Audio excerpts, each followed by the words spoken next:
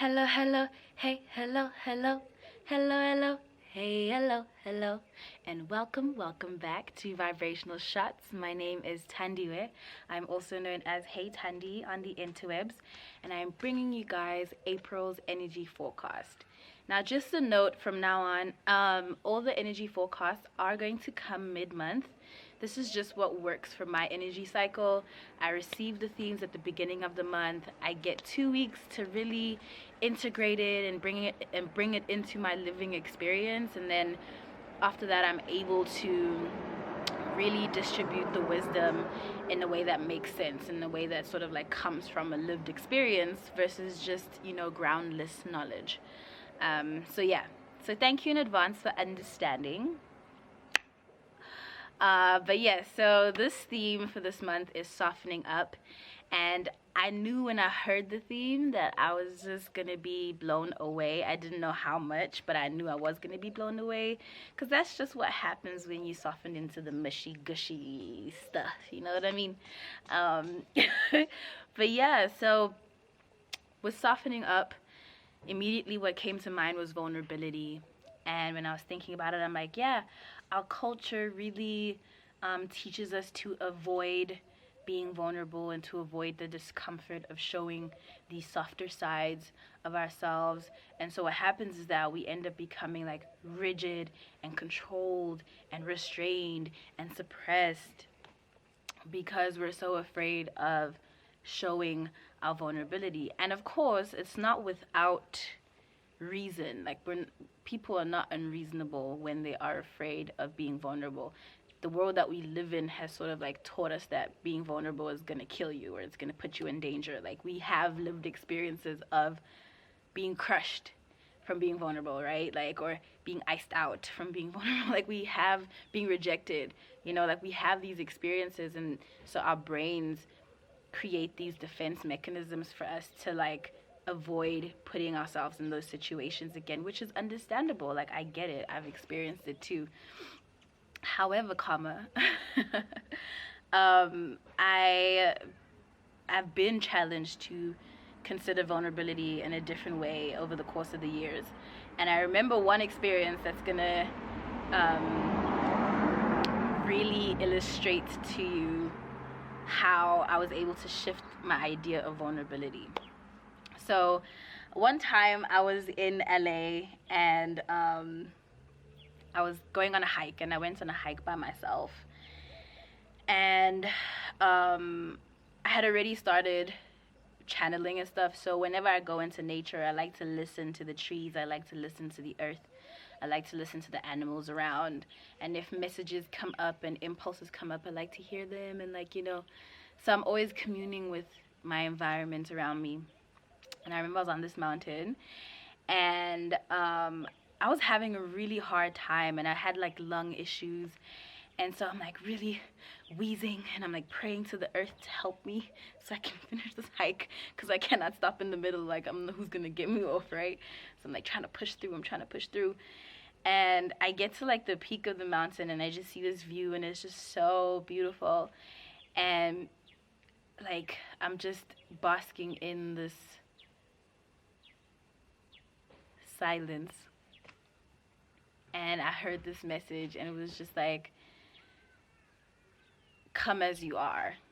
And I feel like nature often asks you to come as you are. Like, when you come into a hike, you can have distractions and masks and things on, but as you're trying to conquer this earth, and you can never really conquer earth, the earth will conquer you first. But as you're trying to conquer this earth, everything is being stripped from you, and all that's left is just you. And when you listen to nature, when you talk to nature, you can't talk to nature from a fake self. You have to come from like the core of you, because that's how you connect to other living beings, right? And like, I just heard this message of just come as you are. Just come as you are. And we will hear you, and we will respond back to you. Earth spirits are very much like that. They are very simple. They precede technology and science. So they were here long before all of that. So you can imagine ancient spirits are often very simple in that way. But this hike sort of reframe the idea of vulnerability for me, because it wasn't about me purposely showing my weaknesses and self-denigrating myself. Like, it's not just show up as you are, as in like, oh, here are all my flaws, and like, here's everything that's wrong with me. Like, it's that's not necessarily what vulnerability is all the time, by the way. But yeah, it's it was just coming as I am. And so when I tried to apply that to my regular life, I was like, okay, what does coming as I am mean? How do I use my vulnerability, like, in a way that makes sense? I can't even remember what it was at the time. Oh, really? You really gonna do that? Oh. This new sense of vulnerability that I had received on this mountain, and I was trying to translate it into my, like, everyday living experiences. And for me, it showed up with my relationship with my friends, because when I discovered that I was a highly sensitive person, I realized that my nervous system reads a lot of sensory information, 20% more than the average person. So there's a whole lot of information coming in all the time for me, and it leaves me overstimulated at times. And that can look like me being irritable and shut down and emotionally withdrawn. And it's not necessarily that anyone has done anything wrong. It's just that, like, my system has processed too much information and I need to soothe it, right? And I remember introducing this to my friends, and I was thinking that it was gonna garner this response of like, girl, did you make this shit up? Or like, what the hell is that? Or like, show me the proof, you know? But my friends were really receptive, and they're like, okay, how do we serve you? How do we offer you what you need? Like, what do you need right now? And like, they were very open to the process of understanding how this particular trait functions, you know? And that was really humbling, but also really powerful, in that I expressed a vulnerability, something that other people may consider a weakness, and instead of being rejected, iced out, or laughed at, my friends were like, okay, well, how do we create a world where you fit in? Like, okay, we see you, how do we fit you in? How do you want us to fit you in? And that was like really that was really dope and humbling, and it made me more sensitive to others too, and how to like help them fit in the way that they are, you know? My personal challenge was vulnerability in the area of relationships.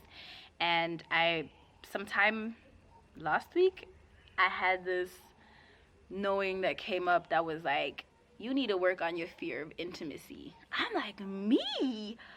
Fear of intimacy? What do you mean? And I was like really like running down through all my relationships. I'm like, I tell the truth with my relationship with my mom. I tell the truth with my relationship with my dad, with my sister, with my friends. Like, what are you talking about? And God was like, love, honey. Romantic love, honey. Oh my God, I'm like, okay, I have this fear of intimacy. Okay, fine. Like, like, you know, self-inquiry. Okay, bring it up. Like, let's go. Let's go, God. We gonna bring it up. Let's bring it up. Let's talk about it. So I had like one night where I was like in self-inquiry, and oh my God, I was like, okay, what is this fear of intimacy? And like, my inner voice didn't waste any time. It was just like, I'm scared.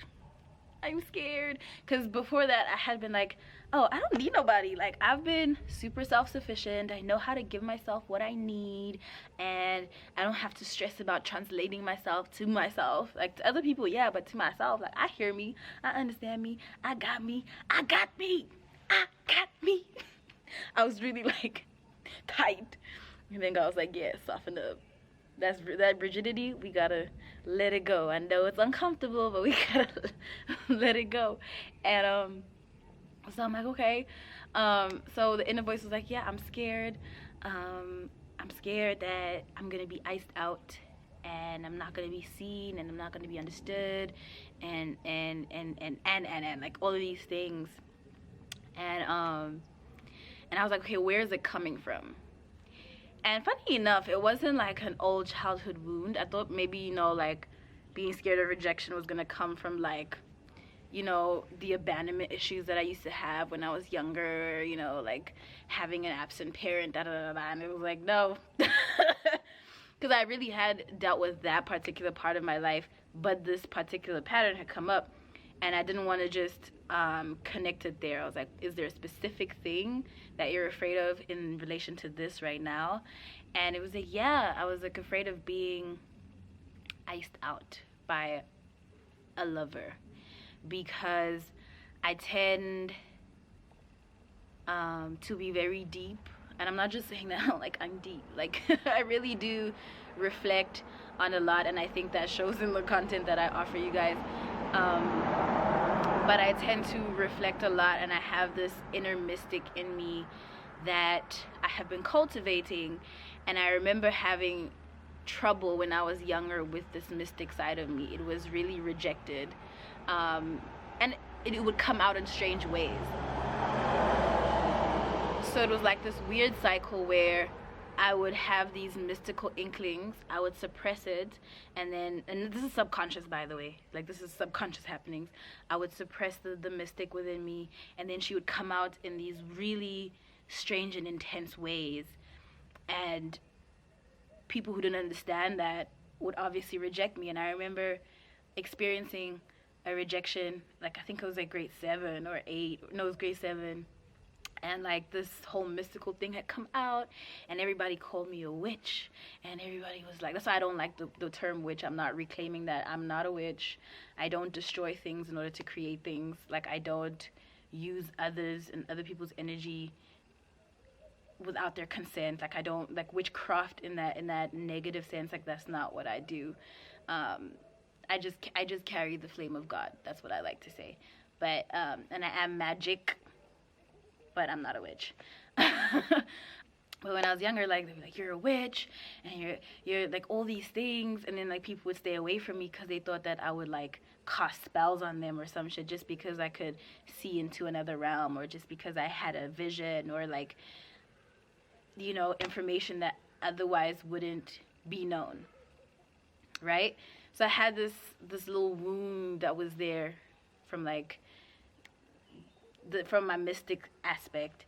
And now that I've embraced my mystic aspect fully, like as a person, like it's such a deep and profound part of my life now, I was like, oh, how am I gonna share that in a relationship? The fear of intimacy was like, oh, I'm gonna have these inklings and have these things, and I'm gonna be rejected by my partner because they can't see me or they can't understand me. Or so essentially I was gonna show myself vulnerability, and I was gonna be misseen, like misinterpreted, and that was like really scary for me. Like I just didn't want to feel that feeling again, and I didn't want this mystic aspect of myself, this beautiful, beautiful, beautiful part of me, to feel like it had to be hidden and rejected. And so I would rather sacrifice being in a romantic relationship so that I could keep myself. I'm so serious. I'm laughing, but I'm so serious. Like, that was really like what was going on. It was like, okay, so I'm afraid, like my fear of intimacy is that I'm going to show parts of myself that are traditionally misunderstood by the world.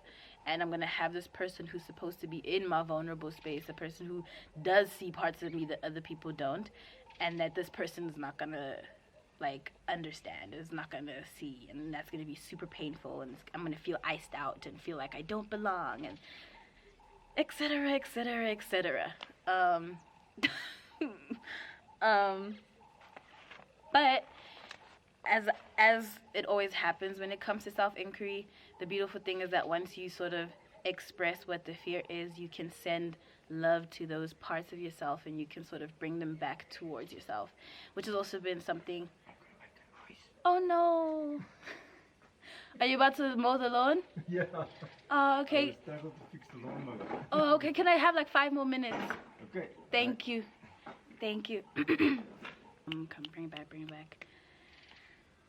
That when you go into these spaces and you really get to put words to these fears and, you know, these feelings and these insecurities, what's great is that you can then send love and ask God to help you too. So this is like a divine sort of process, but you get to send love to these aspects of yourself and you can bring them back home.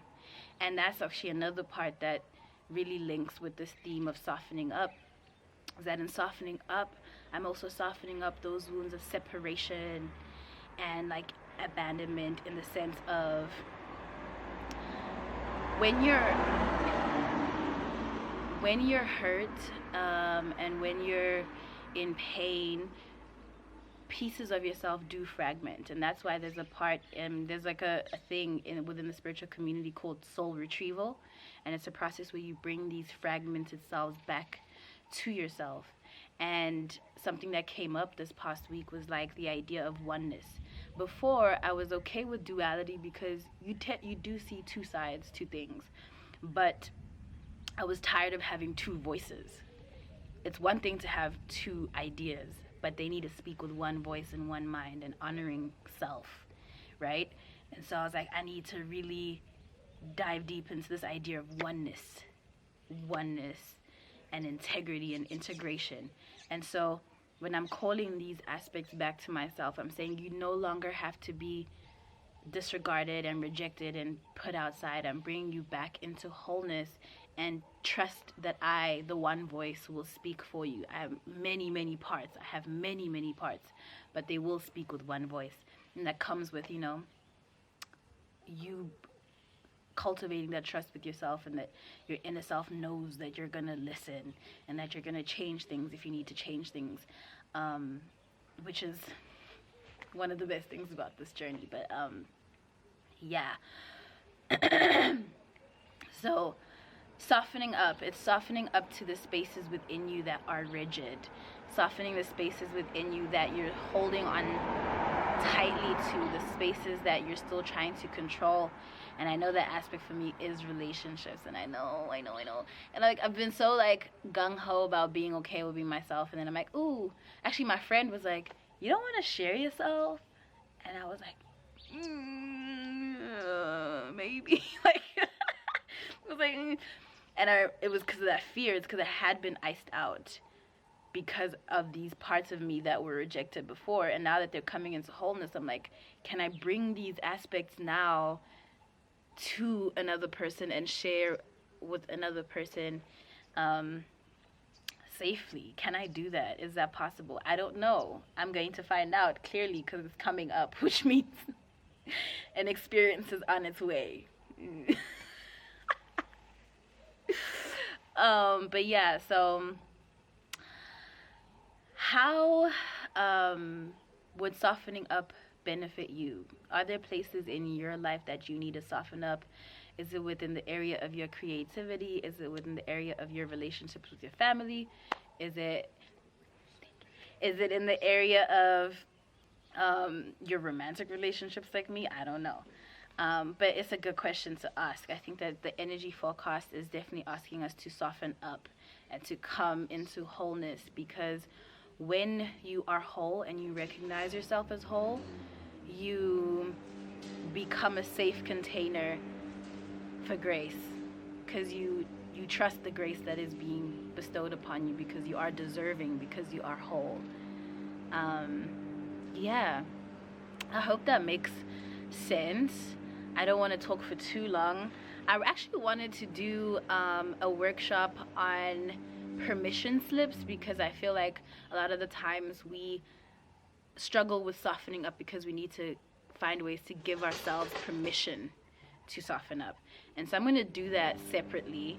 I'm going to do that separately, because I don't want this energy forecast to be that long, and I want to go into depth about permission slips and the psyche and like all of that cool stuff, right? So I'm going to stop this video here. I hope that this makes sense. I hope that this helps, and then I hope that you embrace the idea of like softening up. I think it's linked again to the previous themes that have come up, because it went from courage to authenticity, and now to softening up.